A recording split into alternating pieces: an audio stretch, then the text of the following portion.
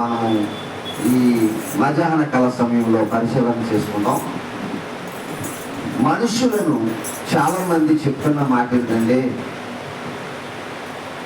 ప్రపంచం మారడం లేదండి, దేవుడు ఎప్పుడు మారుస్తాడో వీళ్ళందరినీ కూడా అంటున్నారా? అంటున్నారు. దేవుడు ఎప్పుడు మారుస్తాడో తెలియదు కానండి, దేవుడు మార్చాలని మనిషి గురించి నేను ఎదురు చూస్తున్నానంటే అని చెప్తూ ఉంటారు. మీరందరూ చాలా జాగ్రత్తగా వింటే చాలా అద్భుతమైన మాటలు దేవుడు మనకి తన లేఖనాల్లో రాయించాడు. పరిశీలించండి మీరందరూ కూడా ఒకసారి. నేను చెప్తున్న మాటలు అలాగున్నావో లేవో మీ దగ్గర నా చేతిలో ఉన్న మీ గ్రంథాన్ని మీరు చూడండి. ఎలా నేను చెప్తున్న ప్రతి మాట బైబిల్లో ఉందో లేదో మీరు బాగా ఆలోచించేది. ఆ మాట దానికి మరి అనుకూలమైందో కాదు మీరందరూ కూడా గమనించాలని, గ్రహించాలని ప్రభు గారికి మీకు మనం చేస్తూ ఉన్నాను. పిల్లలు, మా ఇంటిలో చాలా మంది మారడం లేదండి, వారి మార్పు కొరకు మీరు ప్రార్థన చేయండి అంటారు చాలా మంది పాస్టర్ గారు. కుటుంబాల మార్పు కొరకు ఏం చేయమంటారు? ప్రార్థన చేయండి అంటారు. ప్రార్థన చేస్తే మనిషి మారుతాడా? ప్రార్థన చేస్తే దేవుడు మనిషిని మారుస్తాడా? దేవుడు మనిషిని మార్చే పనిలో ఉన్నాడా? అంటే దేవుడు మనుషులను మార్చే పనిలో ఉన్నాడా? ఆలోచన చేద్దాం.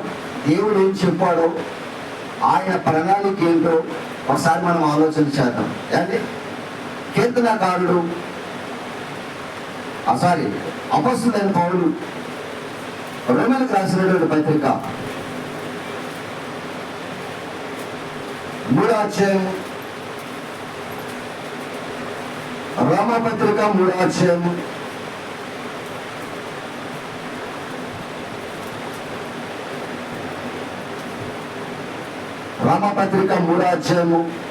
12వ వచనంలో ఒక మాట చెప్తున్నాడు చూడండి. అపొస్తలుడైన పౌలు రోమపత్రిక రాస్తూ, రోమీయులకు ఒక పత్రికను రాస్తూ, రోమపత్రికలో అపొస్తలుడైన పౌలు గారు రోమ సంఘానికి, రోమలో ఉన్న క్రీస్తు సంఘానికి ఏమని రాశాడో మాట మీరు జాగ్రత్తగా చదవండి. 12వ వచనం, 3వ అధ్యాయము 12వ వచనం, రోమపత్రిక 135వ పేజీ కొత్త నిబంధన పాఠాంశంలో చదవండి.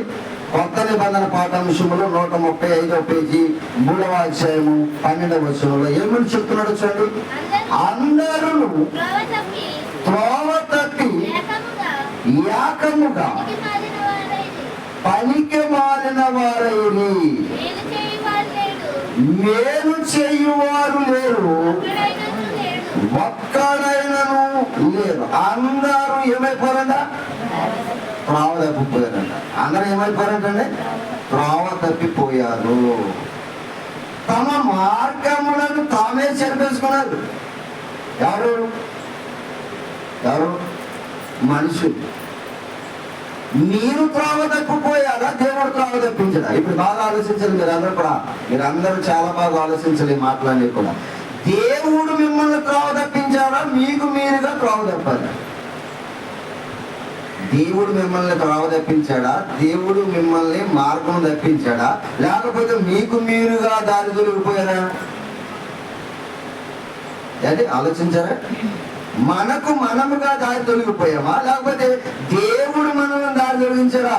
ఆలోచించండి. ఈ రాత్రి ఈ యొక్క మధ్యాహ్న కాల సమయంలో ఒకసారి అసలు మనకు మనముగా దారి తొలగిపోయాము, లేకపోతే దేవుడు మనల్ని మార్గం తొలగించడం ఆలోచించాలంటే ఒకసారి మొదటి దంపతుల దగ్గరికి మనం వెళదాం. ఆది కాండంలోకి ఒకసారి మనం వెళదాం. అంటే మొదటి దంపతుల దగ్గరికి ఒకసారి వెళదాం. మనం 3వ అధ్యాయము, ఆది కాండము 3వ అధ్యాయము,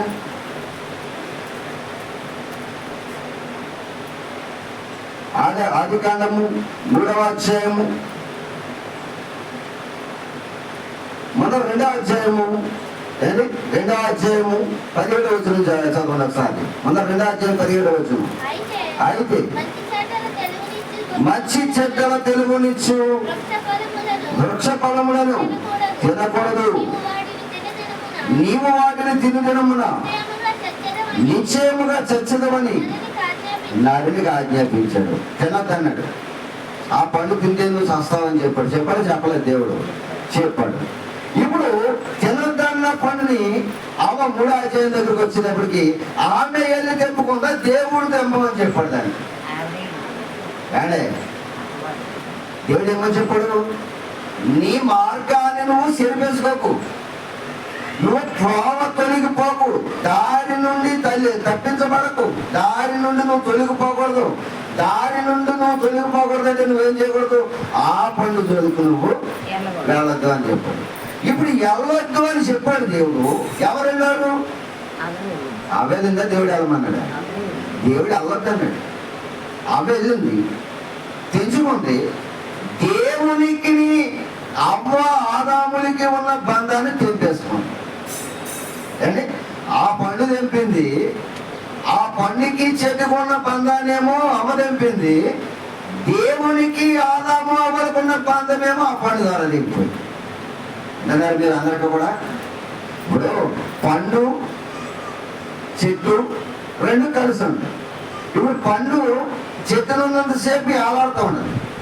ఎవరైనా తెంపితే పండుకి చెట్టుకి ఉన్న బంధము తెగిపోతుంది. ఇప్పుడు అవ్వ దగ్గరికి దేవునికి ఆదాము అవ్వలకున్న బంధాన్ని తెంపడానికి ఒకడు వచ్చాడు. వాడే దుష్టుడు. వాడు మార్గము తప్పడానికి ఆలోచన చెప్పాడు. ఈవిడ దేవుడు ఏ మాట అయితే చేయొద్దన్నాడో, ఏ పని అయితే చేయొద్దన్నాడో ఆ పనిని ఈవిడిగా చేసి దారి తొలగిపోయింది. ఏం తొలగిపోయిందట? దారి తొలగిపోయింది. ఇప్పుడు మనుషులు ప్రతి వారు కూడా వారు దారి తొలుగుతున్నారు, దేవుడు దారి తొలగిస్తున్నాడు. ఇప్పుడు చెప్పండి మీరు, ఎవరు తొలుగుతున్నారు దారి?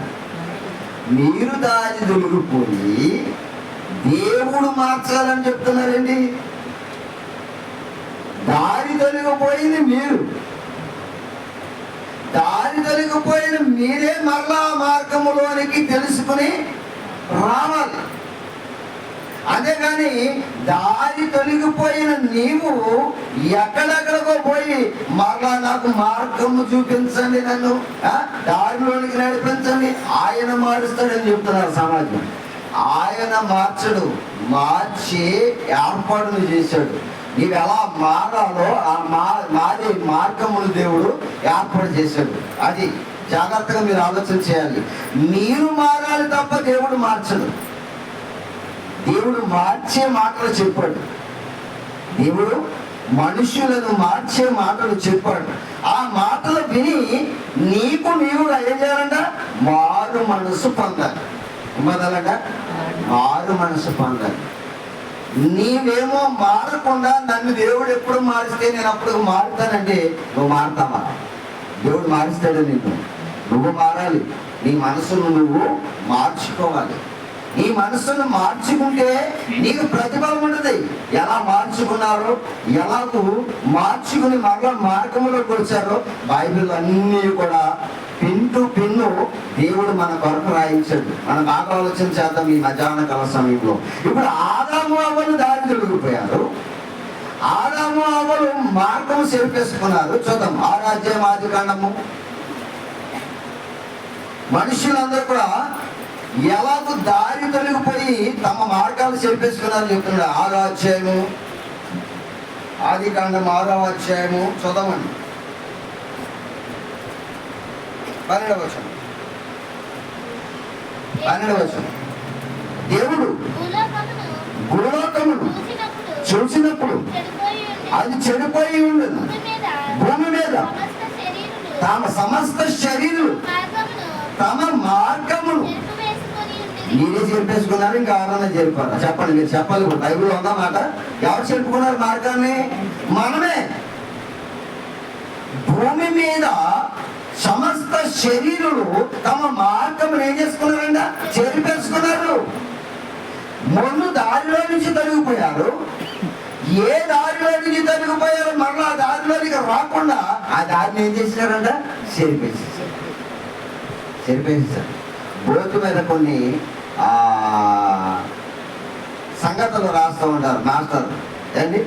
ఎక్కాలు కానివ్వండి, పాఠాంశంలో వచ్చినటువంటి పదాలు కానివ్వండి రాస్తూ ఉంటారు. రాసినంతసేపు కూడా ఆ పదం మనకి జ్ఞాపకం వస్తూ ఉంటుంది. ఆ బోర్డు మీద ఉన్నంతసేపు కూడా మనకి జ్ఞాపకం వస్తూ ఉంటుంది. ఆ బోర్డు మీద చెరిపేసాం అనుకోండి, ఇంకా పదం గురించి మనకి ఎప్పటికీ కూడా జ్ఞాపకం ఉండదు. పదం గురించి మనకి ఎప్పటికీ కూడా జ్ఞాపకం ఉండదు. అంటే దాన్ని ఏం చేస్తాం, మనం చెరిపేస్తాం. అంటే బోర్డు మీద ఉన్న అక్షరాన్ని ఏం చేస్తాం, చెరిపేస్తాం. ఇప్పుడు మనం ఏ మార్గంలో ఉండేవాడమో మరలా ఆ మార్గంలోనికి రావడానికి మనం ఏం చేసుకున్నామని తెలిసింది, మన మార్గాన్ని మనమే చేస్తాం. ఇప్పుడు మరలా తండ్రి అయిన దేవుడు ప్రేమించి ఏం చేశాడంటే, మీరు ఏ మార్గాన్ని అయితే చెరిపేసుకున్నారో మరలా ఆ మార్గంలోనికి తీసుకురావడానికి మరలా మార్గాన్ని ఏర్పాటు చేశాడు. అది ఎవరి ద్వారా అంటే యేసుక్రీస్తు ద్వారా. యేసుక్రీస్తు ద్వారా ఏమన్నాడు, నేనే మార్గమును, నేనే సత్యమును, నేనే జీవమును. మీరు ఏ మార్గం అయితే చెరిపేసుకున్నారో, తండ్రి దగ్గరికి రావడానికి ఏ మార్గాన్ని అయితే చెరిపేసుకున్నారో మరలా తండ్రి దగ్గరికి మిమ్మల్ని తీసుకెళ్ళడానికి నేను మార్గముగా వచ్చాను అన్నట్టు. చూస్తారా మాట? యోహాను సువార్త 14వ అధ్యాయం 6వ వచనం.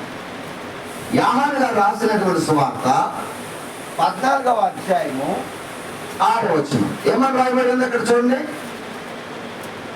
14వ అధ్యాయము 6వ వచనం. యేసు నేనే మార్గమును, సత్యమును, జీవమును, నా ద్వారానే తప్ప ఎవడును తండ్రి వద్దకు రాడు. తండ్రి వద్దకు రాడు, పరలోకానికి రాడు. మీరు పరలోకపు మార్గాన్ని మీరు ఏం చేశారు, చెరిపేసుకున్నారు. మీకు మీరుగా చెరిపేసుకున్నారు. మరలా దేవుడు ప్రేమించి మిమ్మల్ని ఏం చేశాడు, మరలా చెరిపేసిన మార్గాన్ని మరలా మీ కొరకు క్రీస్తు ద్వారాగా ఏర్పరిచాడు. నేనే మార్గమును, నేనే సత్యమును, నేనే జీవమును. కనుక ఎలాగూ ఆ మార్గము తండ్రి దగ్గరికి చేరడానికి ఆ మార్గం ఎలాగూ, ఎలా వెళితే ఆ మార్గంలోనికి మనము వెళ్ళగలము అనేది ఒకసారి ఆలోచన చేస్తే, యేసుక్రీస్తు వారు ఏర్పాటు చేసిన మార్గం ఏంటంటే, అపోస్తలుల ద్వారా ఏమన్నాడంటే కాలము సంపూర్ణమైన యేసుప్రభువు చెప్తున్నాడు. మార్గం, ఆయన మార్గం ఏంటో చెప్తున్నాడు. మరలా పరలోకానికి చేరే మార్గం, మీరు చెరిపేసుకునే మార్గం. మీరు ఏదైతే చెరిపేసుకున్నారో ఆ మార్గాన్ని మరలా క్రీస్తు ద్వారా ఏర్పాటు చేసి వేసి ఆ వేలోనికి మిమ్మల్ని తీసుకురావడానికి యేసుక్రీస్తు ద్వారా వేసినటువంటి ఆ మార్గం గురించి చెప్తున్నాడు. ఏంటి ఆ మార్గం అని అంటే, మార్కు గారు రాసినటువంటి సువార్తలో చెప్తున్నాడు. చూడండి, 1వ అధ్యాయము 15వ వచనం. మార్కు గారు రాసినటువంటి సువార్త 1వ అధ్యాయము 15వ వచనంలో చెప్తున్నాడు. చూడండి ఏమని రాయబడింది అక్కడ. మార్కు గారు రాసినటువంటి సువార్త 1వ అధ్యాయము 15వ వచనంలో ఏమని రాయబడింది చూడండి అక్కడ. కాలము సంపూర్ణమై ఉన్నది, దేవుని రాజ్యము సమీపించి ఉన్నది, మారు మనసు పొంది సువార్త నమ్ముడని చెప్పుచు దేవుని సువార్తను ప్రకటించు గలిలయకు వచ్చింది. ఎవరు? యేసుక్రీస్తు వారు. ఏం పదమని చెప్తున్నాడు ఆయన? ఆయన చెప్పిందండి, మారు మనసు పొందండి అంటున్నాడా, నేను మారుస్తాను రండి అంటున్నాడా? వినాలి, ఏమన్నాడు ఆయన? మారు మనసు పొందండి, మీ మనసును మీరే మార్చుకోండి. దేవుని మాట చేత మీ మనసులను మీరేం చేసుకోవాలంట, మార్చుకోవాలి. మీరు మనసును మార్చుకోకుండా మీరేం చేస్తున్నారు, లోకములో ఉన్న ప్రతి దానిపైన మనసు పెట్టి దేవుని మార్గమును మనము విడిచిపెట్టాము. విడిచిపెట్టి కాక మనం ఏమని చెప్తాం, ఎవరి మీద వేస్తాం తప్ప, ఆడు దేవుడు మార్చినప్పుడు మారుతాడులేండి. ఎప్పుడంట దేవుడు మార్చినప్పుడు మారుతాడులేండి అంటారు. దేవుడు మార్చినప్పుడు మారడం, దేవుడు మారమని అవకాశం ఇచ్చాడు మనకి. ఏమని? మారు మనసు పొందండి, మీ మనసు మార్చుకోండి. ఎందుకంటే మీరు మారు మనసు వల్ల ఒక మేలు ఉంది, మారకపోతే ఒక కీడు ఉంది. మేలేంటి కీడేంటో కూడా చెప్పాడు దేవుడు మనకి. మనసు మార్చుకోకపోతే ఏ కీడుందో, మనసు మార్చుకుంటే ఏ మేలుందో దేవుడు మనకి చెప్పాడు. అది యేసుక్రీస్తు వారి ద్వారా ఏర్పాటు చేయబడిన మార్గము. కాలము సంపూర్ణమై ఉన్నది, దేవుని రాజ్యము సమీపించి ఉన్నది, మారు మనసు పొంది సువార్తను నమ్మండి అని వాక్యం చెప్పాడు. ఈయన చెబుతూ అపోస్తలులలో కూడా అదే చెప్పాడు, మీరు వెళ్ళి సర్వలోకానికి సువార్త ప్రకటించండి, నమ్మి బాప్తిసం పొందిన వాడు రక్షించబడతాడు, మారిన వాడు మనసు మార్చుకుని వచ్చి బాప్తిసం పొందిన వాడు ఎందుకు పడతాడు అన్నాడు, రక్షించబడతాడు అన్నాడు. ఒకసారి పేతురు గారు ఫస్ట్ ప్రసంగం చేశాడు. వినాలి, మొదటి ప్రసంగం చేశాడు. మొదటి ప్రసంగంలో ఎంతమంది మారు మనసు పొందారు? ఎంతమంది మారు మనసు పొందారు? పేతురు గారు చేసిన మొదటి ప్రసంగంలో ఎంతమంది మారు మనసు పొందారు? 3,000 మంది మారు మనసు పొందారు. ఏం ప్రసంగం చేసి ఉంటారంటారు ఆయన? ఏం ప్రసంగం చేస్తే 3,000 మంది ఒకసారి మారారు? అదే ఈరోజు మనం ఆలోచించబోయే సంగతి. మనసును దేవుడు మార్చడు, మనసును మనుషులు మార్చుకోవాలి. ఎవరు మార్చుకోవాలండి? దేవుడు మారుస్తాడని ఎదురు చూడకు, నీ మనసును మార్చుకోవాలి. దేవుడు అవకాశం ఇచ్చాడు నీకు, మారు మనసు పొందండి అన్నాడు. మారు మనసు పొందండి అన్నాడు. పేతురు గారి ప్రసంగానికి 3,000 మంది మనసు మార్చుకున్నారంట. 3,000 మంది మనసు మార్చుకున్నారంట. అమ్మ నిద్రపోకండి. అంటే ఎంతమంది మనసు మార్చుకున్నారు? 3,000 మంది మనసు మార్చుకున్నారు. ఏం ప్రసంగం చేస్తే 3,000 మంది మనసు మార్చుకున్నారు? చూద్దాం. అపోస్తలుల కార్యాలు 3వ అధ్యాయము. అపోస్తలుల కార్యాలు 3వ అధ్యాయము ఏంటి చూద్దామా అన్నమాట. అపోస్తలుల కార్యాలు 3వ అధ్యాయము 38వ వచనం చదవండి.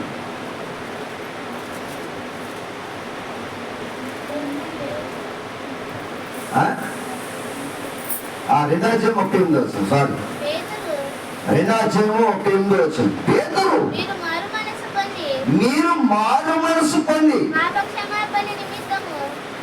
మారు మనసు పొంది పాపక్షమాపణ నిమిత్తము ప్రతివాడు యేసుక్రీస్తు నామమున బాప్తిస్మం పొందండి, అప్పుడు మీరు పరిశుద్ధాత్మను వరము పొందుదురు అని ఎప్పుడైతే ఆయన ప్రసంగం చేశాడో, ఇంచుమించు ఆ ప్రసంగానికి అంటండి 47వ వచనంలో చెప్తున్నాడు చూడండి. కాబట్టి అతని వాక్యమును అంగీకరించిన వారు బాప్తిస్మము పొందిరి. ఆ దినమంది ఇంచుమించు 3,000 మంది మారు మనసు పొందారు. ఎంతమంది అంటే 3,000 మంది మారు మనసు పొందారు. ఎందుకు పేతురు గారి ప్రసంగం ఏంటి? 3,000 మంది మనసు మార్చుకునే ప్రసంగం ఏం చేశాడు ఆయన? అతని వాక్యమును అంగీకరించిన వారని ఉంది బైబిల్. అక్కడ ఆయన వాక్యము ప్రకటించాక మనసు మార్చుకున్నారు. అంటే మనిషి ఎప్పుడు మార్చుకున్నారు? వాక్యమును ప్రకటించినప్పుడు. అంతేగా దేవుడు మార్చడు. వాక్యమును ప్రకటించినప్పుడు వాక్యాన్ని విన్న వాడు ఏం మార్చుకుంటాడంట? మనసు మార్చుకుంటాడు. ఇక్కడ అంటున్నాడు చూడండి బైబిల్లో, మరలా చదవండి 41వ వచనం. 41వ వచనం. కాబట్టి పేతురు గారు చెప్పిన వాక్యమును అంగీకరించిన వారు బాప్తిస్మము పొందిరి. ఆ దినమందు ఇంచుమించు 3,000 మంది మారు మనసు పొందారు. ఎంతమంది అంటే? వాక్యమును విన్నవారు, అతను చెప్పిన వాక్యమును అంగీకరించిన వారు 3,000 మంది మారు మనసు పొందారు. ఇంతకీ ఆ పేతురు గారు చేసిన ప్రసంగం ఏంటి అని అంటే, ఆయన చేసిన ప్రసంగం ఏంటో ఒక మాట మనం చూద్దాం. బిడ్డరా 3వ అధ్యాయం చూడండి. ఆయన ఏం ప్రసంగం చేశాడు చెప్పాడు చూడండి. పేతురు గారు చేసిన ప్రసంగం ఏంటనుకున్నారు? 3వ అధ్యాయంలో చెప్తున్నాడు చూడండి. 15వ వచనం నుంచి గమనించేది. మీరు జీవాధిపతిని చంపితిరి గాని దేవుడు ఆయనను మృతులలో నుండి లేపెను అనుకు మేము సాక్షులము అని చెప్పి 19వ వచనం రండి. అలా ప్రసంగం చేసుకుంటూ వస్తూ అంటున్నాడు, ప్రభు సముఖము నుండి విశ్రాంతి కాలములు వచ్చుచున్నట్లు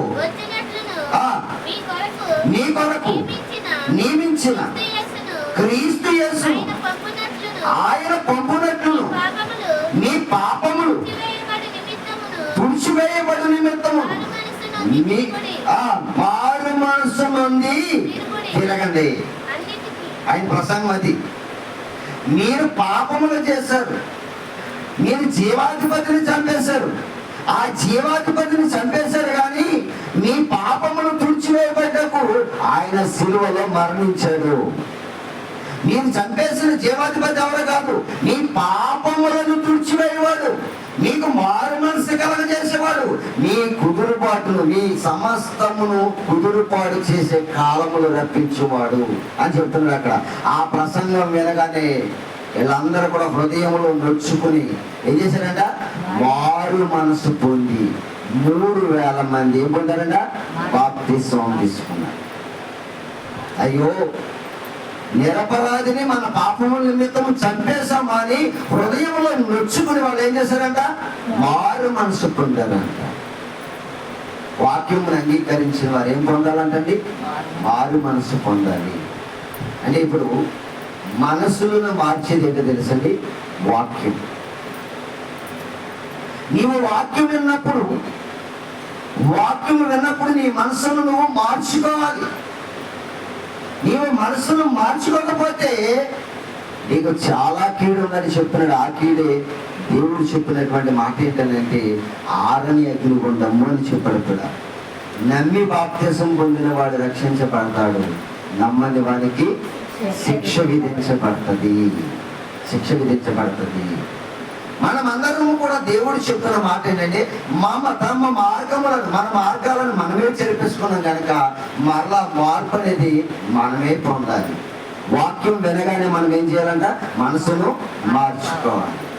పేతురు గారు వాక్యాన్ని అంగీకరించిన వారు 3,000 మంది మార్పు చెందారు. మనం ఎంత వాక్యాన్ని వింటున్నా కానీ మనలో మాత్రం మార్పు రావడం లేదు, మారు మనసు పొందటం లేదు. కారణం ఏంటంటారా? మనం మారు మనసు పొందకపోవడానికి కూడా కారణం ఉందండి. చూస్తారా మాట, మనం మారు మనసు పొందకపోవడానికి కూడా కారణం ఉంది. ఏంటి ఆ కారణం? చూద్దాం. అపొస్తలుల కార్యాలు 7వ అధ్యాయం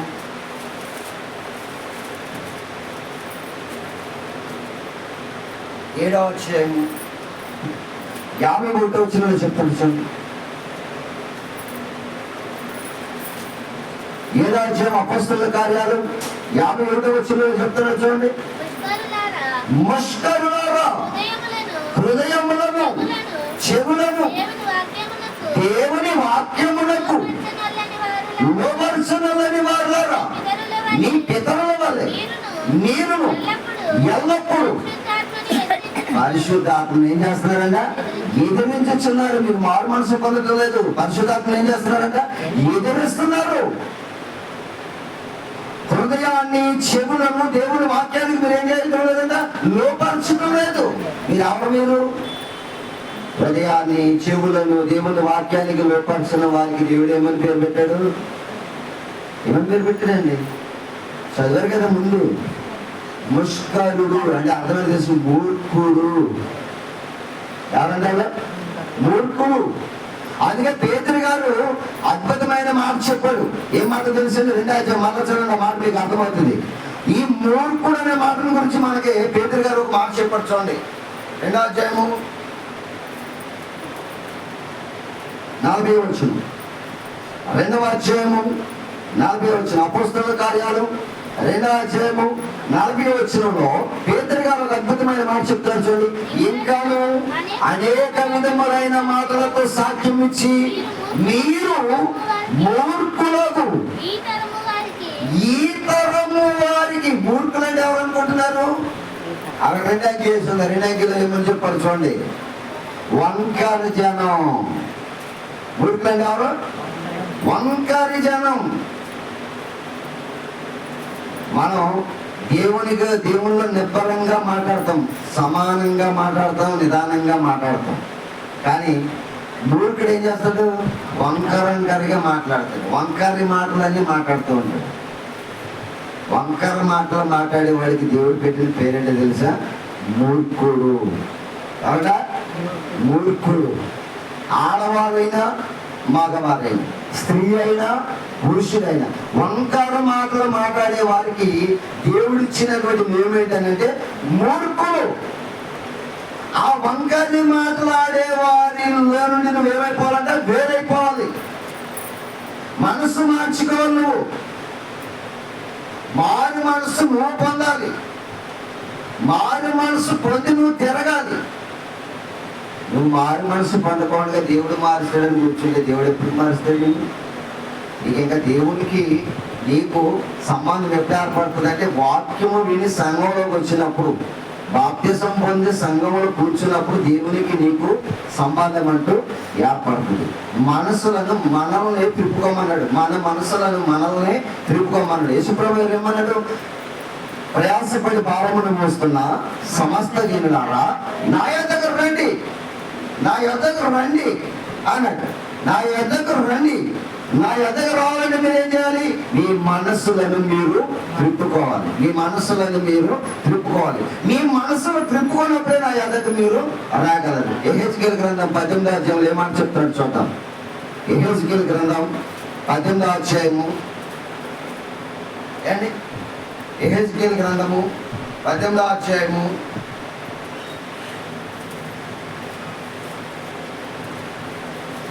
700 పేజీ. పాత నిబంధన పాఠ్యాంశంలో 700 పేజీ. 700 పేజీలో ఉంటుంది అన్నమాట. ఏంటి ఏమని చెప్తున్నాడు చూడండి. 18వ అధ్యాయము 30వ వచనంలో ఏమని చెప్తున్నాడు చూడండి. కాబట్టి ఇశ్రాయేలీయులారా ఎవరి ప్రవర్తనను బట్టి వానికి శిక్ష విధింతును. మనసు త్రిప్పుకొని మీ అక్రమములు మీకు శిక్షాకారణంలో కాకున్నట్లు వాటన్నిటిని విడిచిపెట్టినట్లు. మనసు మిమ్మల్ని త్రిప్పుకోమంటున్నాడు, నేను త్రిపుతానంటున్నాడా? అండి మనసులను మిమ్మల్ని త్రిప్పుకోమంటున్నాడా, నేను త్రిప్పుతాను అంటున్నాడు ఆయన. మిమ్మల్ని త్రిప్పుకోండి, మనస్సు త్రిప్పుకోండి. ప్రయాసపడి భారమును మోస్తున్న సమస్త జనులారా నా యొద్దకు రండి. నా యొద్దకు రావడానికి మీరు ఏం చేయాలి తెలుసా? మనసు త్రిప్పుకోండి. మనసు త్రిప్పుకుని నా యొద్దకు రండి. నా యొద్దకు వచ్చేవాడిని నేను ఎంత మాత్రమును తోసివేనన్నాడు యోహాను సువార్తలో. యోహాను సువార్తలో యేసుప్రభువు ఏమన్నాడు? నేను పిలుస్తున్నాను మిమ్మల్ని. ప్రయాసపడి భారమును మోస్తున్న సమస్త జనులారా నా యొద్దకు రండి, నేను పిలుస్తున్నాను. మీరు మనసు త్రిప్పుకుని నా యొద్దకు వచ్చారనుకోండి, నేను నా యొద్దకు వచ్చిన వారిని ఎంత మాత్రము కూడా త్రోసివేయను. మార్గము, మీరు ఏ మార్గం అయితే చెరిపేసుకున్నారో ఆ మార్గాన్ని నేను మరలా ఏర్పాటు చేస్తున్నాను. నేను ఫైనల్గా నాకు కొంచెం వేడిగా ఉంది కనుక ఫైనల్గా 2 మాటలు చెప్పి నేను ముగించేస్తాను. జాగ్రత్తగా విందామండి ఇక్కడ ఈ మాటలు. 2 మాటలు చెప్పి నేను ముగించేస్తాను.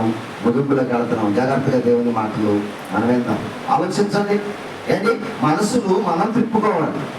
మనసు మనం దేవుని వైపు త్రిప్పితే దేవుడు అప్పుడు మనల్ని పరలోకానికి నడిపించే ప్రయాసపడుతూ ఉంటాడండి పిల్లలు. మనము మనసు ఎప్పుడైతే దేవుని వైపు త్రిప్పమో మన మనసు తిరిగిన మనము దేవునిలో పరలోకానికి వెళ్ళడానికి సహాయం చేస్తాడు దేవుడని మన లేఖనాల్లో చెప్పాడు. నేను ఫైనల్గా మీకు చెప్పే మాట ఏంటంటే, ఒకసారి మీకు ఈ ఉపమానం చెప్పిన తర్వాత నేను ముగించేస్తాను. ఒకసారి ఒక తండ్రికి 2 కుమారులు ఉన్నారు అన్నారు. 2 కుమారులు ఉన్నారు. 2 నా ఆస్తి నాకు ఇచ్చేయమని చెప్పేసి ఒకడు, రెండవ వాడు ఆస్తిని తీసుకుని వెళ్ళిపోయాడు. వెళ్ళిపోయి చెడిపోయాడు. ఇప్పుడు ఆస్తిని వాడే తీసుకెళ్ళిపోయాడా, తండ్రి తీసుకుపో అన్నాడా? నీకు నేను ఆస్తి ఇచ్చేస్తున్నాను, నువ్వు వెళ్ళి వ్యాపారం చేసుకుని తండ్రి అన్నాడా? తండ్రి అనలేదు. వాడికి వాడే పోరాడాడు తండ్రి దగ్గర. నా ఆస్తి నాకు ఇచ్చేయి అన్నాడు. రైట్, ఆస్తి నాకు ఇచ్చేయమన్నాడు కాబట్టి అతన్ని కన్నందుకు స్వాస్థ్యం ఇవ్వాలి కనుక తన కుమారుడిగా అతని బాధ్యతను అతను వదిలి చేసుకున్నాడు. వీడు వెళ్ళిపోయాడు, దూరదేశం వెళ్ళిపోయాడంట. దూరదేశం వెళ్ళిపోయి దుర్వ్యాపారం చేసి ఆస్తిని అంతా కూడా నష్టపరుచుకున్నాడు. నష్టపరుచుకుని అక్కడ కరువు వచ్చింది. ఆడికి వచ్చింది, దేశంలో కరువు కాదు. ఆ దేశంలో ఎవరు కరువు వచ్చింది? వీడు కరువు వచ్చింది. ఎందుకంటే ఉన్నదంతా కూడా అయిపోయింది వీడి దగ్గర. వీడికి కరువు వచ్చింది, అక్కడ ఉన్న వాళ్ళు కరువు రాలేదు. వినాలి, మీరు జాగ్రత్తగా వినాలి ఈ మాటలు. చాలా మంది దేశంలో కరువు వచ్చింది అన్నారు. దేశంలో కరువు రాదు. ఆ దేశం అంది వీడికి కరువు వచ్చింది. ఎందుకంటే వీడు పట్టుకెళ్ళిన ప్రతి రూపాయి కూడా అయిపోయింది. ఆకలి కావటం అలమటిస్తున్నాడు, గడ్డం పెరిగిపోయింది, వస్త్రహీనత స్థితిలోకి వచ్చేసాడు, బట్టలు మార్చుకొని మొత్తం అంతా కూడా మొత్తం శైలి అంతా కూడా మారిపోయింది. ఈ మారిపోతే కనీసం భోజనానికైనా మనం సంపాదించుకోవడం కోసం ఎవరొకరి దగ్గర కూలి పని చేద్దామని ఆలోచన చేసి ఒక యజమాని దగ్గరికి వెళ్ళాడు. ఆ యజమాని దగ్గరికి వెళ్తే ఆ యజమానితో అంటున్నాడు, అయ్యా నేను నీ కూలివానిలో ఒక కూలివానిగా నేను పని చేస్తాను, మరి నాకు ఆకలి తీరాలి కనుక నాకు ఒక పని అని చెప్పాడంట. నా దగ్గర ఒకటే పని ఉంది, నాకున్న పనులల్లా ఏంటంటే నా దగ్గర పందులు మేపేవాడు కావాలి. ఏం మేపేవాడు కావాలి? పందులు మేపేవాడు కావాలి. కనుక పందులు మేపాలి, మేపుతావా అన్నాడు. మరి ఆకలి కోసం ఆ జానెడ పొట్టలు పచ్చడి అన్నం తినడానికి మరి ఏదో పని చేయాలి కదా. సర్లే ఏదో ఒకటిలే మనం పట్టలు నింపుకుందామని చెప్పేసి ఆ పనికి ఒప్పుకున్నాడు, వెళ్ళాడు. ఆ పందుల తండ్రి దగ్గరికి వెళ్ళాడు. ఇదంతా మీరు విన్న స్టోరీ. అక్కడికి ఇళ్ళకి వచ్చింది. ఏంటది? ఏమొచ్చింది చూస్తారా? మాట చూపిస్తే ఆశ్చర్యం వేస్తుంది మనకి. చూద్దాం. 15వ అధ్యాయం లూకా వార్త. నేను మాట చెప్పి నన్ను ముగించేస్తాను, జాగ్రత్తగా చదువుకుందాం. నేను మాట చెప్పి నన్ను ముగించేస్తాను, జాగ్రత్తగా చదువుకుందాం. 15వ అధ్యాయము ఏంటి? 17వ వచ్చింది. అయితే ఏమొచ్చిందంటే వీడికి బుద్ధి వచ్చింది. ఎలాగ? పందులతో దగ్గరికి వెళ్ళిన తర్వాత వాడికి ఏమొచ్చిందంట? బుద్ధి వచ్చింది. ఈ బుద్ధి వచ్చినాడు ఏం చేస్తున్నాడంటే, నా తండ్రి వద్ద అన్నం సమృద్ధిగా దొరుకుతుంది, నేనైతే ఇక్కడ ఆకలితో అలమటించున్నాను, చనిపోతున్నాను, అక్కడికి వెళ్ళిపోయి నా తండ్రి దగ్గర ఒక కూలివాడిగా పని చేద్దామని మనసును ఏం చేసుకున్నాడంట? మార్చుకున్నాడు. పాడు చేసుకున్నవాడు వాడే, వెళ్ళిపోయిన వాడు వాడే, మనసు మార్చుకుని వచ్చిన వాడు వాడే. విన్నారా? వింటున్నారా? వినా జాగ్రత్తగా. తన మార్గాన్ని పాడు చేసుకున్నవాడు వాడే, మరలా మనసు మార్చుకుని తండ్రి దగ్గరికి వచ్చిన వాడు కూడా వాడే. ఇప్పుడు చెప్పండి మీరు, తండ్రి మార్చుకున్నాడా? తండ్రి పొమ్మన్నాడా? లేకపోతే తండ్రి ఆస్తినిచ్చి నువ్వు పాడైపోమని చెప్పాడా? చెప్పండి.